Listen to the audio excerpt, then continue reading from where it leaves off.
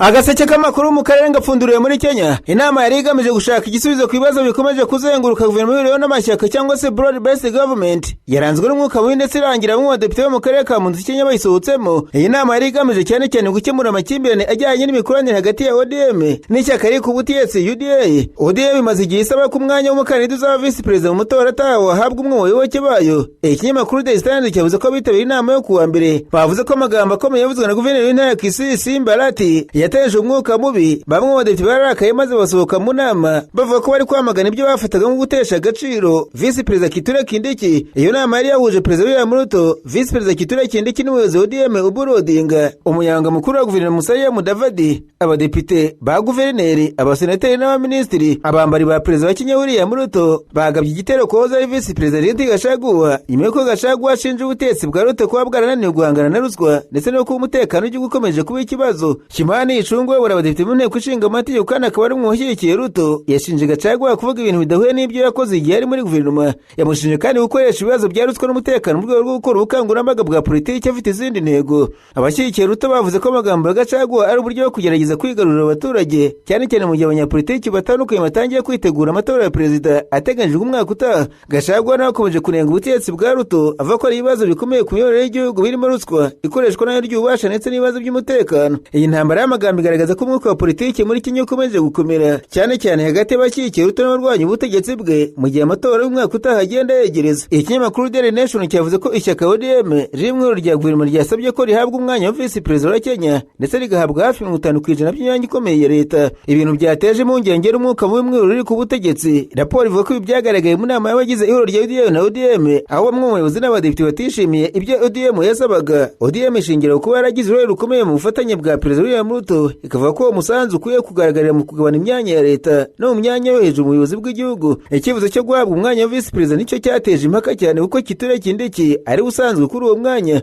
Ibi kandi bije mu gihe politiki ya Kenya igenda yegereza amatora umwaka utaha aho amatsinda atandukanye akomeje kuganira ku buryo bwo guhitamo abakandida n'abafatanyabikorwa. Itariki 7 Kanama umwaka vice president wa Kenya Kithure Kindiki yemejwe nk'umuvugizi uhagarariye Mount Kenya East nyuma y'umuhango wo kumwambika ikamba ry'ubuyobozi bw'aka karere. Nyuma y'uwo muhango Kindiki yamagariye abaturage bo mu karere ka Mount Kenya kumushyigikira, ariko kandi umuhango ntabwo wakiriwe kimwe na bose. Hari abawubonamo intambwe ikomeye yo kongera kubaka ubuyobozi bwa Kindiki muri Mount Kenya mu gihe abandi bibaza niba kuko ashobora kwigarurira icyizere cy'abaturage bo muri kariya karere. Mount Kenya East ni agace gafite uruhare rukomeye muri politiki ya Kenya cyane cyane mu gihe igihugu cyitegura amatora umwaka utaha. Kuba Kindiki yarakizwe imbere nk'umuyobozi w'aka karere bishobora gufasha Perezida William Ruto kongera gukomeza ubufatanye n'abaturage bo mu gace ka Mount Kenya. Icyakora iki cyemezo gishobora no kuba urugendo rushobora kuganisha ku bibazo kuko muri Mount Kenya hakomeje kugaragara abanyapolitiki benshi bahatanira kugira ijambo rikomeye mu baturage b'ako karere. Bityo kwemeza Kindiki nk'umuvugizi w'akarere ntibivuze ko yamaze kubona ububasha busesuye kuri Mount Kenya. Mu gihe amatora agenda yegereza Ruto na Kindiki bazakenera kwigarurira icyizere cy'abaturage bo mu karere ka Mount Kenya, ariko kandi bagomba guhangana n'abandi banyapolitiki bafite imbaraga muri kariya karere. Uwahoze ari vice president wa Kenya Rigathi Gachagua ashinje Perezida William Ruto kuba yarateshuze ku masezerano y'imihigo yari yaragiranye n'abanyakenya ubwo yashakaga kuyobora igihugu. Gachagua yabitangarije mu kiganiro n'itangazamakuru cyo kuwa kabiri aho yagaragaje ibyo yavuze ko ari isuzuma ry'imyaka ine y'ubutegetsi bwa Ruto. Yavuze ko Ruto yatubarije ibyo yari yasezeranyije abanyakenya ahubwo ko ubutegetsi bwe bwaranzwe n'ibibazo birimo ihonyorwa ry'uburenganzira bwa muntu, ruswa, gusesagura umutungo wa leta no gukoresha inzego za leta mu nyungu za politiki. Gachagua yavuze ko byari byo bimwe mu bikorwa Ruto yari yasezeranyije kurwanya mbere yo guterwa gutegeka igihugu. Ariko Perezida Ruto yasabye abanyakenya kureka gufata amatora nk'ikibazo cy'ubuzima n'urupfu ahubwo igihugu kikibanda ku igenamigambi ry'igihe kirekire no ku hazaza h'abazaba bayobora igihugu mu gihe kizaza. Ruto yavuze kuwa gatatu ubwo yatangizaga ku mugaragaro gahunda y'ibiganiro n'abaturage hirya no hino mu gihugu kuri viziyo 2060 izaba gahunda y'iterambere rya Kenya nyuma ya viziyo 2030. Yavuze ko Kenya imaze igihe itagera kuri zimwe mu ntego zayo z'iterambere kubera ko abayobozi bakunze gushyira imbere amatora ataha aho gutekereza ku iterambere ry'igihe kirekire. Ruto ati amatora ni ingenzi ariko ntakwiye kugena ibyemezo byose by'igihugu. Yavuze ko abayobozi bakunze kugirwa inama yo kwirinda gufata ibyemezo bikomeye bashobora gutinya ko byagira ingaruka ku mahirwe yabo yo gutsinda amatora ataha. Umukuru w'igihugu cya Kenya yavuze ko nawe ubwo yagiye ahura n'igitutu cyo gushyira imbere amatora, ariko ashimangira ko amatora ataha azaza akagenda mu gihe cyo kigomba gutekereza ku hazaza h'abazaba bayituye n'abazayobora mu bisekuru bizaza. Yasabye abategetsi n'abaturage gutekereza kurenga igihe cy'amatora cyangwa se manda y'ubutegetsi buriho ahubwo bakibanda ku buryo bwo kubaka igihugu kizakomeza mu gihe kiri imbere. ni Nyabuye muri Tanzania. Abanyamakuru bicaye imbere ya mudasobwa barandika. Banditswe Tundurusu, umuyobozi w'ishyaka rirwanya ubutegetsi muri Tanzania Chadema, yavuze ko polisi y'igihugu imaze imyaka irenga 20 imutoteza. Lissu yavugiye mu iburanisha ry'urubanza rw'igomba icyaha cyo kugambanira igihugu, ubwo yakomezaga kubaza umuyobozi mukuru muri polisi Amin Mahamba ku itariki 11 Kanama. Lissu yavuze ko itotezo ryatangiye muri 2002 ubwo yafungwaga Buryanyuru azira gushyigikira abacuruzi bato. Yavuze ko kuva icyo gihe yakomeje gufatwa no gukurikiranwa mu manza zitandukanye zirimo izabaye 2011, 2012, 2015 ndetse n'izakomeje hagati ya 2016 na 2017, ubwo avuga ko yafashwe inshuro zigera ku 8 afungwa. Yabwiye urukiko ko nubwo amaze imyaka myinshi akurikiranwa n'inzego z'umutekano nta rubanza na rumwe muri izo yigeze ahamwa n'icyaha, kandi ko nta nyandiko y'ibyaha afite. Lissu yanagarutse ku gitero cyamugabwe 2017 ubwo yarasabwaga hafi y'abaratuye Dodoma. Yavuze ko kugeza ubu polisi ya Tanzania itegeze imaze cyangwa se gukora iperereza rihagije ku byabereye muri icyo gitero. Yavuze mu buryo bwo kunenga polisi ko n'igihe yari yarashwe abantu bashaka kumusengera cyangwa se gutanga amaraso yo kumutabara babujijwe. Yavuze ko yatabawe n'Abanyakenya batanze amaraso yo kumutabara. Mu iburanisha Tundurusu yanakomeje gushimangira ko hari amakosa mu buryo bw'iperereza ry'urubanza ryakozwe, cyane cyane ku bijyanye n'inyandiko z'abatangabuhamya n'ububasha bw'umupolisi wandika cyangwa se ufata ubuhamya. Yongeye kandi gusaba urukiko ko rwamufasha kubona uburyo bwo kuvugana n'abatangabuhamya be, hari bamwe mu bayobozi ba Chadema n'abamwunganira mu mategeko. Yavuze ko kubuzwa kuvugana nabo bishobora kubangamira uburenganzira bwe bwo kubona ubutabera butabogamye. Naranganisha amaso ibinyamakuru byandikirwa muri Uganda. Abanyamakuru bakiza amakaramu ku mpapuro barandika. Banditswe urukiko rukuru rwa Kampala rwemeje ko Dr. Kizza Besigye, umunyapolitiki urwanya ubutegetsi muri Uganda, yashoboraga kunganirwa n'umwunganizi wo mu mategeko Marita Karua akoresheje ikoranabuhanga rya Zoom, no kuvuga akoresheje amashusho n'ubwo Karua yari yabujijwe kwinjira muri Uganda. Ikinyamakuru Daily Monitor cyavuze ko umucamanza Simon Peter Kinobe yavuze ko amategeko ya Uganda agenga ikoreshwa ry'ikoranabuhanga mu nkiko y'iburanishirizwa ikoreshwa kuri murandasi ateganya ko ababuranye, abacamanza n'abatangabuhamya bashobora kwitabira iburanisha bari ahandi. Yavuze ko abunganira Besigye bashobora gusaba urukiko ruranisha urubanza rwe gutanga amabwiriza y'uko Marita Karua yakwitabira iburanisha mu buryo bw'ikoranabuhanga niba barabonaga ko uruhare rwe rukenewe mu gutegura no kuburanira Besigye. Icyakora umucamanza yashimangiye ko iburanisha rishobora gukorwa hakoreshejwe ikoranabuhanga bidakura uburenganzira bw'uregwa bwo guhitamo umwunganizi we, ahubwo zo muri izindi nzira z'ikoranabuhanga zishobora gufasha kugira ngo ubwo burenganzira bushyirwe mu bikorwa mu gihe bibaye ngombwa. Nyuma yo kubuzwa kwinjira muri Uganda, urubanza rwa Besigye rwatangiye gutinda kuko yakomeje gutsimbarara kuko agomba kunganirwa n'abanyamategeko yihitiyemo barimo Marita Karua na Elias Lukwago. Yanze kandi abanyamategeko leta yashakaga kumuha. Tariki ya 29 Nyakanga Besigye yaje kugwa mu cyumba cy'iburanisha nyuma yo kumara hafi iminota 30 yamagana abanyamategeko bari bashyizweho na leta. Yahise ajyana mu bitaro bikuru bya Murago kugira ngo avurwe. Umucamanza Kinobe yavuze ko nta bimenyetso byagaragaje ko Besigye yari yabujijwe kugisha inama Karua mu buryo bwemewe n'amategeko, harimo no kuvugana no hakoreshejwe ikoranabuhanga. Byongeye ko Marita Karua yashoboraga kugira uruhare mu itegurwa ry'urubanza, gutegura inyandiko z'amategeko, kugira ingamba zo kwiregura no kugisha inama abandi banyamategeko bari mu rubanza nubwo atari muri Uganda. Urubanza rwa Besigye ruteganyijwe gukomeza kuwa kabiri w'icyumweru gitaha imbere y'umucamanza Emmanuel Baguma. Abategetsi ba gereza kandi basabiwe kugeza ku rukiko raporo y'ubuzima bwa Besigye kugira ngo hamenyekane niba ashobora gukomeza kuburanishwa. Ubushinjacyaha bushinja Kizza Besigye, Haji Obedi Rutere na Kapiteni Denis Ora kugira uruhare mu nama zabereye muri Uganda no mu mahanga hagati y'imyaka 23 na 24 zivuga mu mugambi wo guhirika ubutegetsi. Bose bakana ibyo baregwa. Ubwo ari ku rukiko rukuru rwa Uganda rwateje agaciro ikirego cyatanzwe n'umunyapolitiki urwanya ubutegetsi Dr. Kizza Besigye afatanije Obedi Rutare barega mu mugambi mukuru w'ingabo za Uganda Jeanne Muhoozi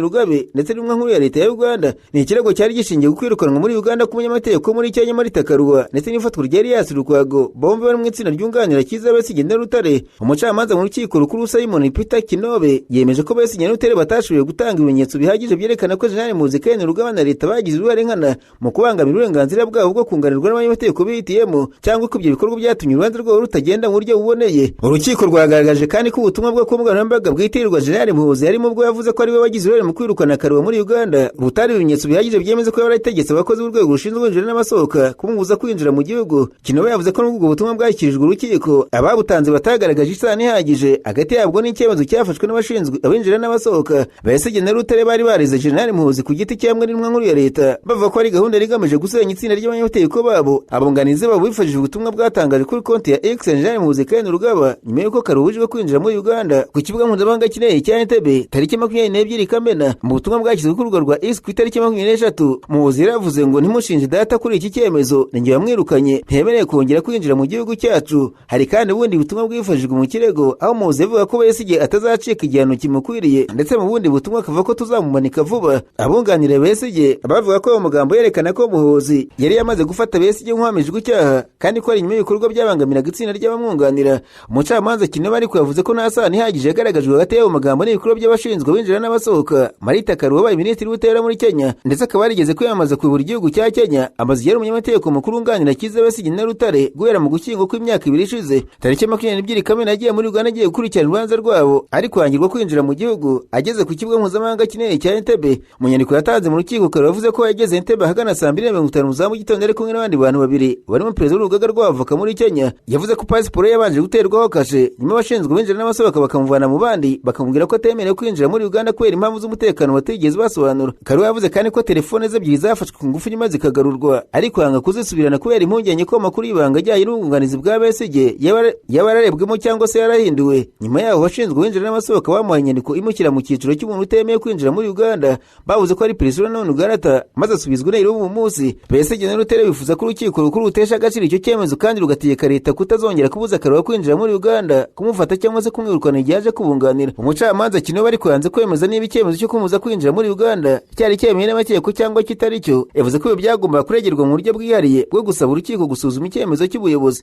Bivuze ko urukiko rutemeje ko kwirukana Karua byari byemejwe n'amategeko, ahubwo rwagarije ko uburyo Besigye na Rutare bakoresheje mu kurega atari bwo bwari bukwiye gukoreshwa. Naho hari impungenge zikomeje kwiyongera mu mujyi wa Mbarara muri Uganda nyuma y'uko hamenyekanye ko bamwe mu bahungu b'ingimbi harimo n'abanyeshuri bagenda bagerwaho n'ihohoterwa n'ikoreshwa mu mibonano mpuzabitsina n'abagore bakuze kandi bafite amafaranga bakunze kwitwa ba sugar mummies. Abaturage muri Mbarara bavuze ko abo bagore bakurura abo bahungu bakabaha amafaranga, telefone zihenze, imyambaro n'ibindi bintu bigatuma bamwe batangira kuba ubuzima buhenze kurusha ubushobozi bwabo. Umucuruzi witwa Amon Muzura bw'iyi kinyamakuru Daily Monitor ko umuhungu yagezweho n'iki kibazo bwari mu kiruhuko nyuma yo kurangiza amashuri yisumbuye ngo yatangiye kubona impinduka mu myitwarire ye, agura telefone n'imyambaro bihenze bituma akeka ko yaba yibye amafaranga mu iduka yakoreragamo. Nyuma yaje kumenya ko umuhungu afite umwana n'umugore umuruta cyane. Abakozi bo mu rugo babwiye se ko uwo mugore yajyaga aza kumutwara kandi akamugarura ndetse ko uwo musore atarakiba mu rugo nk'uko bisanzwe. Se yavuze ko yabanje kugerageza kumugira inama no kumusaba guhagarika uwo mubano ariko biranga. Amaherezo yasabye ubufasha bw'umusirikare mukuru mu ngabo za Uganda UPDF maze uwo mugore araburirwa ariko gukomeza gukorana n'uwo muhungu. Se yavuze kandi ko nyuma yamenye ko abanyeshuri benshi bo muri Mbarara bashobora kuba bari muri iki kibazo, cyane cyane abagaragara mu mujyi mu mpera z'icyumweru. Moses Nuwambanya ushinzwe umutekano mu gace ka Biafra muri Kamukuzi yavuze ko nabo baherutse gutabara umunyeshuri wari umaze igihe kinini abana n'umugore ukuze ukora akabari muri ako gace. Abaturage bari basanzwe bakeka ko uwo mwana yaba ari mwene wabo n'uwo mugore kubera igihe kinini yahamaraga. Nyumwe mu bari mu kabari yabonye uwo mwana aramumenya, avuga ko aturuka mu karere ka Kiruhura. Bamaje basanga uwo mugore atari mwene wabo ahubwo ko ari mu mubano w'urukundo. Nuwamanya yavuze ko abaturage bahise basaba uwo mugore kuva muri ako gace. Yongera ko iki kibazo gikunze kugaragara cyane mu duce twa Biafra ndetse na Kajogo, aho ubukene n'imibereho mibi bituma bamwe bana b'abahungu baba mu kaga ko gushukwa n'abagore bafite amafaranga. Naho mu Burundi umugaba kuri ingabo z'i Burundi Jean Paul niyo ngabo yakoze urugendo rw'ibanga i Kinshasa mu iki cyumweru gishize mu gihe indege za gisirikare za Kongo Kinshasa zikomeje gutunda ibikoresho bya gisirikare zibijyana i Bujumbura mu murwa mukuru w'ubukungu n'icyambu gikuru cy'u Burundi. Ibyerekana imyiteguro ikomeje yo kongera kugaba ibitero kurwanya M23 mu burasirazuba bwa Kongo. Iyo ndege yasubiye i Bujumbura tariki 7 Kanama itwaye niyo ngabo wari kumwe n'abayobozi bakuru b'ingabo batandatu nk'uko amakuru agera mu kinyamakuru Great Rex Eyes bivuga. Iri tsinda ryari mu ndege y'ingabo za Kongo ari nayo yari imaze amasaha arenga 24 itwaye umujenerali uva mu Burundi. Tariki 3 Kanama amakuru avuga ko niyo ngabo yagiye i Kinshasa n'iyo ndege ya gisirikare ya Kongo anyuze Lubumbashi agiye mu biganiro n'igisirikare cya Kongo. Hagati ya tariki 5 ya 7 Kanama izindi ndege 3 za FARDC zaguye ku kigo cy'indege mpuzamahanga cya Bujumbura zivuye i Kinshasa zitwaye ibikoresho bya gisirikare. Abantu bazi by'iki gikorwa bavuga ko ibyo bikoresho byari byasabwe n'ingabo za Kongo bikaba byari bigeneye koherezwa ku ngabo zikorera mu ntara y'Kivu y'Amajyepfo. Izi ngendo bavuga ko ari kimwe mu bikorwa binini bikozwe byo gutwara ibikoresho n'ingabo mu kirere mu karere. Ibinyamakuru ngo bikurikije amakuru yaturutse ku bantu bazi imiterere y'izo ngendo z'indege, indege 12 za FARDC zahawe uburenganzira bwo kuva ku kimwe n'indege mpuzamahanga cya Bujumbura mu gihe cy'amezi 3 kuva tariki 23 Nyakanga kugeza ku itariki ya 23 Ukwakira. Ibikoresho nyabyo byari muri izo ndege n'ibisobanuro birambuye ku burenganzira bwo kuva kuri icyo kibuga ntibyashoboye kugenzurwa mu buryo bwisanzuye. Icyakora ibikorwa byavuzwe bitangishije utafata mu buryo bworoshye y'ubufatanye busanzwe bwa gisirikare aho indege zitwara ibikoresho mu Burundi. Umugaba mukuru w'ingabo z'u Burundi ujyanwa Kinshasa mu ibanga n'imyiteguro y'ingabo zakubiswe inshuro mu mirwano yabanje kongera gusubira ku rugamba. Nyuma y'iki gikorwa cyo gutwara ibikoresho mu kirere, amakuru avuga ko ari gahunda ikomeye ya Kinshasa na Bujumbura yo kongera gutangiza imirwano ikomeye yo kurwanya abarwanyi ba M23. Intego yihutirwa nk'uko amakuru ava mu gisirikare bivuga ni ukongerera imbaraga ihuriro ry'ingabo ziyobowe na FARDC zitegura ibikorwa mu turere twa Uvira, Fizi na Walungu, uturere dufite akamaro gakomeye mu majyepfo, aho bivuga ko Kinshasa igerageza gukumira M23 no kongera kubaka ubushobozi bwayo bwo kugaba ibitero. Bityo ibikoresho biri kugera i Bujumbura si ugusimbuza gusa ibyakoreshejwe cyangwa se bishaje, ahubwo ni umuhate wo kuvugurura imiterere y'igisirikare nyuma y'uko kigaragaje intege nke ku buryo bugaragara mu mirwano yabanjirije yahuje ingabo za leta y'umutwe wa FC23. Umutwe wa FC23 kandi kuwa kabiri washinje ihuriro ry'ingabo zirwana ku ruhande rwa leta ya Kongo kugaba ibitero bikomeye mu duce dutandukanye twa teritwari ya Karehe mu ntara y'Kivu y'Amajyepfo.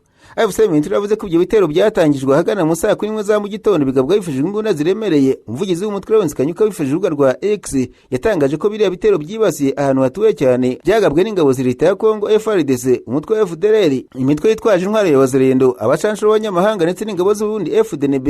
Ati kuwa kabiri guhera saa 9 za mu gitondo ry'ingabo z'ubutegetsi bwa Kongo zirimo FARDC, FDLR, imitwe ya Wazalendo, abacanshuro b'abanyamahanga ndetse n'ingabo z'Uburundi ryagabye ibitero rusange zikoresheje imbunda ziremereye mu bice byinshi bituye cyane bya teritwari ya Karehe birimo Chambombo, Changugu, Kaziba ya Rumbishi, Rwisimbi na Gafufura. FC23 yavuze ko ibyo bitero byagize ingaruka ku baturage, aho bamwe bishwe abandi bagakomereka mu gihe imitungo yangiritse ndetse n'imiryango imwe n'imwe ikava mu byabo igahunga. Umutwe kandi yavuze ko ibi byatumye ikibazo cy'ubutabazi muri ako gace kirushaho gukomera. FC23 yavuze ko itanze umuhamya abaturage ba Kongo n'umuryango mpuzamahanga kuri biriya bitero mbere yo gushimangira inshingano zayo zo kurinda abaturage bo mu bice igenzura. Ibitero bice by'ingabo za leta ya Kongo muri Karehe bije mu gihe muri Kivu y'Amajyepfo hari hamaze iminsi hari agahenge nyuma y'imirwano mu kwezi gushize yasize FC23 twirwana basubije inyuma ingabo za Kinshasa zashaka gufata Minembwe. Agaseke k'amakuru mu karere gafurikire muri Kongo Kinshasa, abanyamakuru bakozeje bamwe no barandika banditswe President Republika Demokarasi ya Kongo Felix Antoine Tshisekedi Tshilombo ashobora kwerekeza i Dar es Salaam muri Tanzania nyuma y'uruzinduko yerutse kugira Brazzaville muri Republika ya Kongo. Amakuru ava ko urwo ruzinduko rushobora kuba rugamije ibintu bibiri by'ingenzi birimo gushaka inzira nshya yo kwegera uwari Perezida wa Kongo Kinshasa Joseph Kabila Kabange no gusaba ubufasha bwa Tanzania mu guhangana n'umutwe wa M23 ukomeje kwigarurira ibice bitandukanye byo mu burasirazuba bwa Kongo. Ku bijyanye na Joseph Kabila, amakuru avuga ko Tshisekedi ashobora kwifasha Perezida wa Tanzania Samia Suluhu Hassan mu kugerageza kongera gufungura inzira y'ibiganiro hagati y'impande zombi. Amakuru cyakora avuga ko ku ruhande rw'abari hafi y'uwahoze ari Perezida wa Kongo iki gitekerezo cyaba cyaramaze kwangwa burundu nyuma y'uko amaze igihe asa n'uwagizwe igicibwa n'ubutegetsi bwa Kinshasa bwamukatiye igihano cy'urupfu. Ikindi kibazo bivugwa ko Tshisekedi ashobora kugeza kuri Tanzania n'icy'umutekano w'umujyi wa Karemi uri mu kibaya cya Tanganyika mu ntara ya Tanganyika hari impungenge z'uko imirwano iri mu burasirazuba bwa Kongo ishobora kubagukiramo. Amakuru avuga ko Kinshasa ishaka ko Tanzania yagira uruhare mu gufasha kurinda Karemi mu gihe FC23 yakomeza kwagura ibikorwa byayo. Gusa ntibizwi niba Tanzania yaba yaramaze gufata icyemezo cya nyuma kuri iki cyifuzo. Niba aya makuru yaba ariyo Tanzania yabishaka kuri rwayo mu bikorwa bya gisirikare rubaho gusa mu rwego rw'ubutumwa bwemewe n'umuryango w'akarere cyangwa se umuryango mpuzamahanga, aho kuba igikorwa cya gisirikare cyihariye cyo gufasha Kinshasa. Tanzania sinshya mu biganiro byo gushakira ibisubizo ikibazo cy'umutekano mu burasirazuba bwa Kongo. Mu mwaka ushize Dar es Salaam yakiriye inama y'abakuru b'ibihugu yari igamije gushakira igisubizo ikibazo cy'umutekano mu burasirazuba bwa Kongo, aho Tshisekedi yari yitabiriye mu buryo bwa video. Iki gihugu mu myaka 3 ishize cyoreje mu burasirazuba bwa Kongo ingabo zo gumusada Kongo Kinshasa biciye mu muryango wa SADC, ariko ziza kuhava nyuma yo gutsindwa mu mirwano ya M23 yigarura umujyi wa Goma muri Mutarama mu mwaka ushize. Mu gihe uruzinduko rwa Tshisekedi Dar es Salaam rwabarubaye rushobora kuba urundi rugero rwa diplomasi rugamije gushaka ubufatanye bwa Tanzania mu gihe intambara mu burasirazuba bwa Kongo ikomeje kugira ingaruka ku mutekano w'akarere k'ibiyaga bigari. Ubu kandi inyeshyamba za Wazalendo zigamba kwigarura Chambombo na Kazinga nyuma y'imirwano ikaze yabereye i Karehe mu ntara y'Kivu y'Amajyepfo. Imirwano ikaze bavuga ko yahuje inyeshyamba za Wazalendo n'abarwanyi ba FC23 kuwa kabiri mu bice bitandukanye bya teritwari ya Karehe. Amakuru aturuka mu baturage muri ako gace agira mu kinyamakuru Actualité CD avuga ko inyeshyamba za Wazalendo zigarura uduce twa Chambombo na Kazinga mu masaha menshi y'imirwano. Chambombo iri muri Groupe Maziraro muri sheferi ya Buhavu muri teritwari ya Karehe. Nk'uko imiryango irengera uburenganzira bwa muntu bivuga, agace ka Rumbishi ubu kagenzurwa n'impande zombi, abarwanyi ba FC23 ndetse n'abawazalendo.